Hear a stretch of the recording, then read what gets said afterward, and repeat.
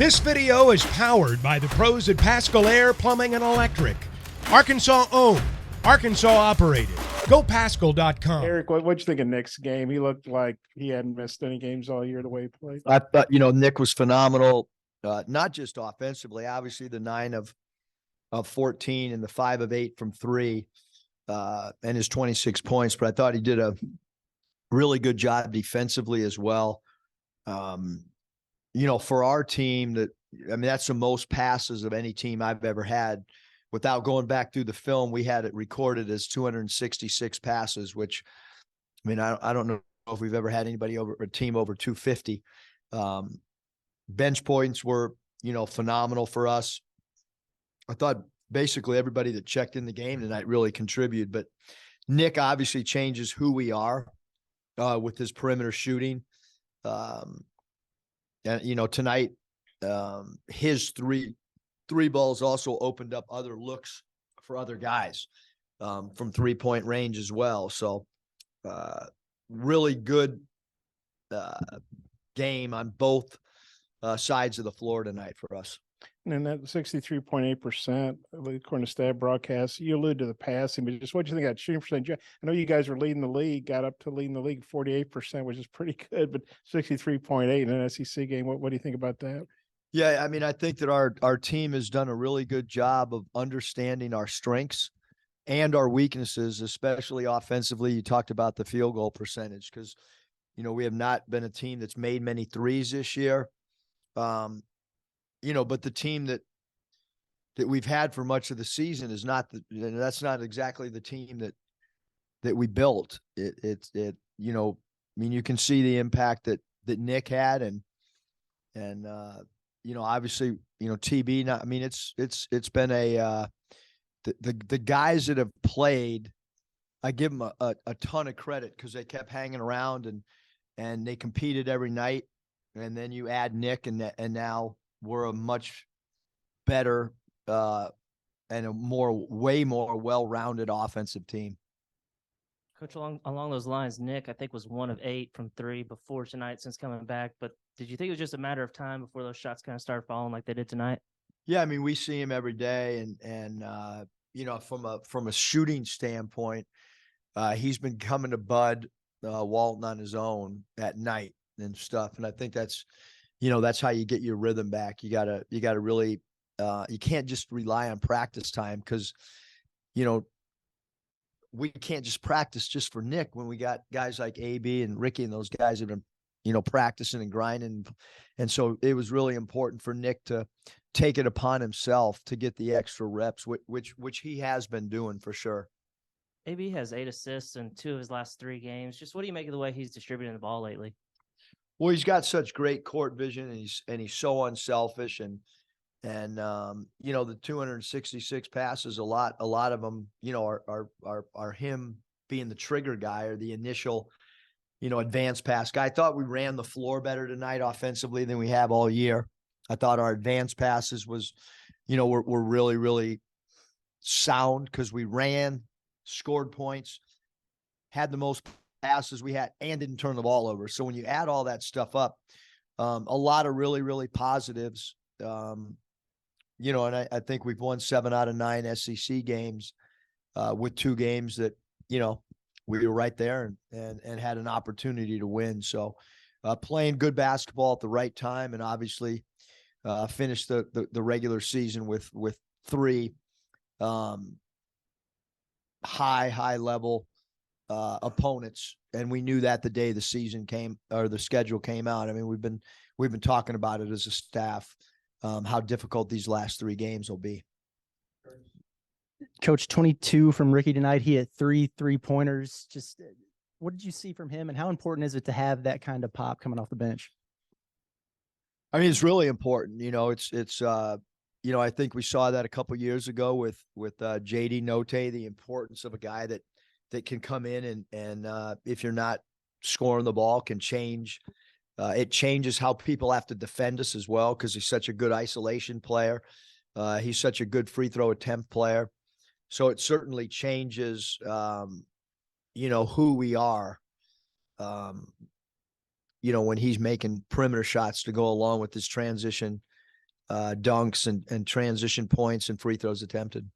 And then Roberts only had 4 points tonight. You held him to 2 of 9 from the field. What was the key to containing him? Just your thoughts overall on the defense tonight? I mean, Devo's just, I mean, he's just been absolutely incredible. Not just tonight, not just, not just this year. I mean, I can go back to, him guarding McClung, and McClung just won the dunk contest, and Devo in that tournament game was as good as anybody I've ever seen defensively guarding somebody. So he continues to be able to take a star player and minimize the effectiveness of that particular player. Coach, you mentioned this tough 3-game stretch to finish the regular season. Just what can the offense do to kind of try to sustain some of this recent success? Yeah, I think, we just want to continue to run the floor. We want to, the one area that we've wanted to improve on is our turnovers and our self-inflicted turnovers. It's not necessarily the opposition turning us over. There's been a good portion of turnovers that we it's on us. And so tonight was a huge step in the right direction because personnel changes things. And Nick being out there changes our spacing offensively, which has an effect on turnovers. And, but yeah, 3 really hard games. Our net, I think, is at 15 right now after tonight's game. That's about as high as it's been since I've been here in 4 years. You go compete, you play hard. These games can, it's not, your net's not going to move too much with the guys that you're playing.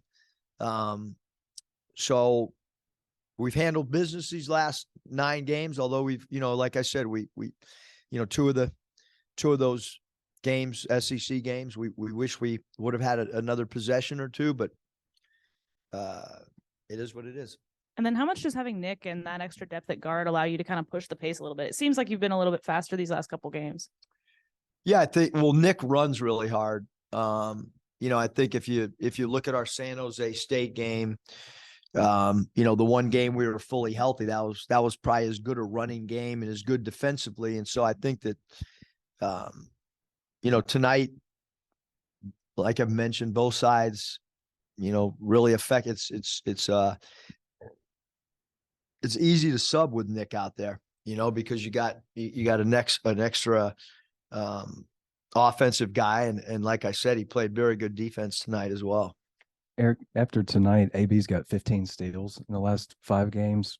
Where have you seen him maybe grow the most as a defender, maybe down the Yeah, stretch? I mean, the one thing, Scott, we just kept talking to Nick or to Anthony about is getting lower. I think he's, when he gets low defensively, he's got such great hands, such great anticipation. And I think you're seeing his growth as a defender right before our eyes. You mentioned the steals in a minimal amount of games. He is playing much improved defensively here down the stretch. And a lot of it has to do with getting low and picking up the ball earlier than he was. He's picking the ball up more in the backcourt. He's picking the ball up higher at the half court mark, which we felt like midpoint of the season, we were not creating enough steals. And then sticking with defense, I think you mentioned earlier that Nick did a good job defensively. How so? Like what's jumped out to you? Being in the gaps, being able to, be a help defender and recover back to his own. Right now in pick and roll defense, we've been really, really good in our coverages and keeping the ball in coverages. Our bigs have done a phenomenal job, and our guards, because they go over a lot in those defensive situations, they're pursuing and rear view mirroring, as we call it. And I thought Nick did a phenomenal job in his rear view mirror pick and roll coverage, and continuing to pursue even when he was behind the ball, which our guards get behind the ball with the way that we play it, and our bigs do a good job protecting for a second or 2. So just a lot, really sound Nick was defensively for us. You mentioned Devo's defense, and I see here he was plus 30 for y'all's top plus minus. He's only taken 3 shots the last 2 games. What's that say about his maturity that he's still bringing value to y'all despite not being a scorer? Yeah, I mean, I think he's what he's done all year for us is he's providing what we need. We needed him to really be offensively aggressive. His shot selection the last 2 games been phenomenal. He's having fun out there. And this is a team right now that chemistry wise on the court, this is as good as we've been from a chemistry standpoint. Eric, that's the biggest margin victory Arkansas has ever had against Georgia. It's your biggest SEC margin this year. You alluded to those close losses. Your last 2 games, you've beaten 2 SEC teams by 54 points combined. Just how much fun is it to, beat people like that? I mean, it's kind of an important game too in my house because Danielle's sister Kim went to Georgia. So there's a little banter back and forth. But look, we're playing in Bud Walton. We're playing the right way the last 2 games. And, we're playing on both sides of the ball. If you only play one side of the floor, you're not going to have games like this. But those are behind us, both games behind us. And now, I know we're playing in front of 2 sold out buildings the next 2 games, and I know our home game will be sold out. So 3 incredible environments that we're going to have an opportunity to play and compete in over these last 3 games. And zones obviously have been an issue for you guys a lot of the year, but Georgia comes out in a zone. You guys basically shot them out of it. And I know they're not, the zone offense worked tonight, but change in personnel and it looks a little bit different.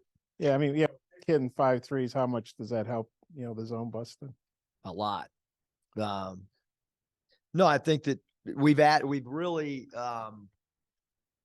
look, as a staff, we've been studying WNBA, FIBA. We've looked at about every zone clip that we possibly can. About 2 weeks ago, I assigned a staff member to call 5 different WNBA head coaches because we've just been searching for how to get better looks. The zone offense that we've had, it's been pretty good up until a certain stretch this year. But you saw a lot more movement and cutting tonight against the zone. And follow up on Devo, what Andrew asked, I mean, he doesn't let the lack of shots affect his defense or what else. He seems pretty happy out there. He's still playing a lot of minutes. What do you think that says about him? I guess his maturity and everything. Yeah, I mean, Devo's a leader for us. I feel like player-coach relationship is with Devo is he and I kind of think alike. He's got incredible competitive nature. The other guys in the locker room all feed off of his defense. I mean, he's kind of the guy that it's hard not to defend when you're playing with Devo because he's putting forth so much effort. He asked Coach Ruda for all of Robert's made baskets earlier, a couple days ago as we were starting our prep. So that, when a player texts a coach and says, hey, I want to see all the made baskets by the guy that he's going to be assigned to, I mean, that shows you the pride that he takes. And I mean, he's just such a huge part of everything we do. Turn page, take a few seconds on Alabama. We can get Alabama later in the week. We will do it here. Okay. Well, obviously you didn't have Nick the first time around. How big a difference can he make? Yeah, I mean, I think that, that every game that Nick gets to play, I think he's going to be, feel more and more comfortable. I probably left him out there tonight an extra 4 minutes in the second half late because I wanted him to continue to get conditioning and rhythm and confidence. And so again, I think he's a player that's going to, he changes our spacing, and how people have to guard us. And how different will it be playing Alabama with him as opposed to without him? Well, I think anybody we play, Bob, it changes kind of who we are from an offensive standpoint. So, I mean, for us, it's we defended them pretty well for most of the game, and they got hot down the stretch, and they're an explosive offensive team, so we're going to have to defend and then offensively They're such a great defensive team. We're going to have to share the ball like we did tonight and find the ball's got to have eyes and find open people. And you can't force things against their defense. And they obviously played really well here. I think that's your worst loss you've had at home. They had the late run. Just what do you think Alabama overall? They've obviously been playing really well all year. Yeah, I mean, you're talking about a number one team at one point, number two in the nation, an explosive offensive team, and a team that's phenomenal defensively as well. Eric, just I guess compared to when Bama came here last month, do you see any differences in the way they're playing, if any? No, I think they've been really good all year. I mean, you can look at, games at Houston. I mean, they've been good in my opinion the whole year. They've been one of the best teams in the country the entire year. I think Mackay tonight, I think he matched a season high with 4 assists. What'd you think of his interior? He was great. He really was, Scotty. I mean, we've really worked with Mackay on reverse dribble handoffs out of the post. We're throwing the ball into him a little bit more and using him as a trigger man or a quarterback. His throw and chases on the weak side or second side have been really good. I thought he was a big part of our offensive movement because bodies were moving quicker. There was a lot less standing than there has been at times this year. Our open offense has not been what it has been the last 3 years, and it's been something we continue to work on a daily basis. And tonight, I thought we cut harder without the ball than maybe we had all year. But Mackay was a huge part offensively of using him kind of as a quarterback or a trigger man. I know every game takes on its own theme, but just how important have these last 2 been for you guys in terms of just building momentum and confidence? What kind of place do you feel like you're in heading into a game like this Saturday? Yeah, I mean, I think we're in a good space, but as I tell you guys all the time that, and I told the locker room, like, Florida game's over, this game's over, we'll go play the Alabama game. That game's going to be over. We play Tennessee, so, we put ourselves in a fairly good position based on how we played the last 2 games from a chemistry standpoint.